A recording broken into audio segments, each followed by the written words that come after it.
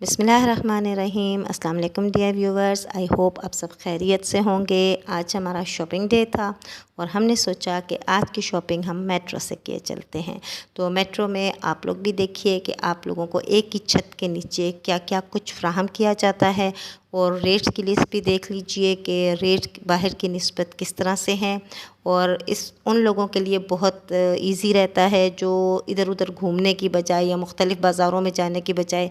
ایک ہی چھت کے نیچے سے اپنی شاپنگ کو بآسانی اور کمفرٹیبل ماحول میں کرنا چاہتے ہیں۔ تو آپ لوگ بھی ضرور اپنے نیئرسٹ میٹرو پہ وزٹ کیجئے گا اور دیکھیے گا کہ آپ کو وہاں پر کیا کیا کچھ ملتا ہے۔ آج کی اس ویڈیو میں آپ بھی ہمارے ساتھ وزٹ کیجئے کہ یہاں پر آپ کیا کیا دیکھ سکتے ہیں۔ اس کے ساتھ ساتھ یہی ہے کہ ہمارا آج کا ٹاپک جو ہے وہ ہے کہ ہمارے رول ماڈلز کیسے لوگ بن رہے ہیں، اور ہمارے رول ماڈل بنانے والی ہماری نیو جنریشن جو ہے، جو ان لوگوں کو بہت زیادہ پیک پہ پہنچا دیتی ہے، آسمان کی بلندیوں پہ پہنچا دیتی ہے، اور پھر ان کے جب اصل کریکٹر سامنے آتے ہیں تو ہماری بچیاں جو ہیں وہ ان کو سمجھانا، ان کو گائیڈ کرنا یہ بہت ضروری ہو جاتا ہے، کیونکہ جتنا برا رول ماڈل آپ لیں گے اور وہ صرف یہ دیکھنا کہ چکا چوند روشنی میں وہ کس طریقے سے ہمیں دکھائی دیتے ہیں، لیکن ان کا اصل کریکٹر کیا ہے، اس کو فائنڈ آؤٹ کرنا بہت مشکل سی بات ہو جاتی ہے۔ بحیثیت مسلمان کے اگر ہم دیکھیں تو ہمارا رول ماڈل حضرت محمد مصطفیٰ صلی اللہ علیہ وآلہ وسلم، اور پھر ان کے بعد صحابہ کرام، اور پھر اس کے بعد خلفائے راشدین آتے ہیں، اور پھر اللہ تعالیٰ کے پیارے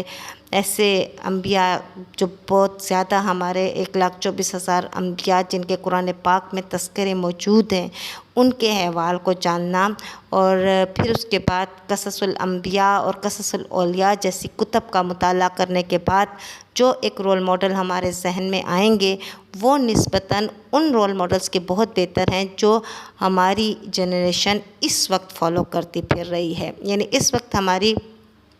جنریشن کے رول ماڈلز وہ لوگ ہیں جو انتہائی پست کردار کے لوگ ہو گئے ہیں، اور انہی کے پیچھے انہی کی فالوئنگ کرتے ہوئے ہماری جنریشن بہت سی خامیوں کا شکار ہو رہی ہے۔ ریسنٹلی آپ لوگوں نے بہت سی ایسی باتیں سنی ہوں گی جس میں بار بار اگر ان کے اپنے کردار کو دیکھا جائے، جیسے فیروز خان ہیں جی، اور ان کے اگر اپنے کردار کو دیکھا جائے کہ جس طریقے سے وہ اپنی بیوی کے ساتھ مار پیٹ کرتا تھا، علیزہ شاہ کے ساتھ، اور پھر وہ جس طریقے سے اس کا رویہ رکھا، پھر کورٹ میں جانے کے بعد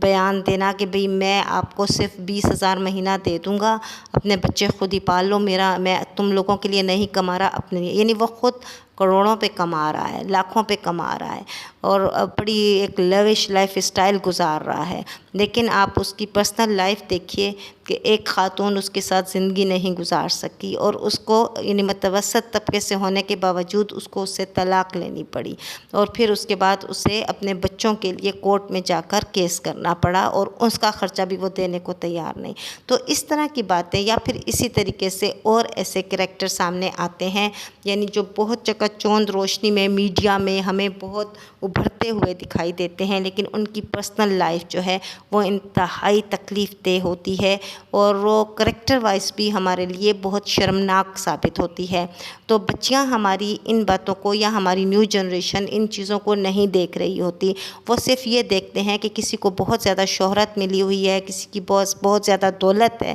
تو وہ بہت زیادہ ہماری زندگی میں اہم کردار ادا کرنے لگتا ہے اور ہمارا رول ماڈل بن جاتا ہے۔ سب سے پہلے یہ ہمارے بچوں کو اسکول سے ہی اور ماں کی گود سے ہی یہ تعلیم دینا ضروری ہے کہ پیسہ اہم نہیں ہے، آپ کا کردار اہم ہے،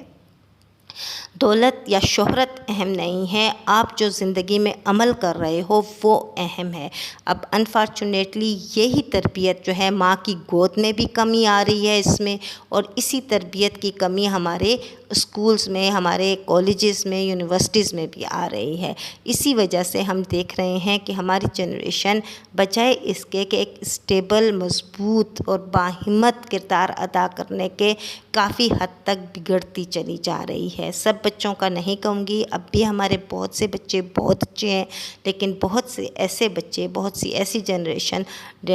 سامنے نکل کر آ رہی ہے، جو ہمارے لیے ایک تکلیف دہ صورتحال پیش کر رہی ہے، کیونکہ قوم ہمیشہ بچوں سے ہی بنتی ہے. ہماری نیکسٹ جنریشن ہماری قوم کا حصہ ہے، اور اگر ہم اپنی نیکسٹ جنریشن کو آج اچھے طریقے سے تربیت نہیں دیں گے تو یہ بالکل ممکن نہیں ہے کہ کل ہم ایک مضبوط قوم بن سکیں.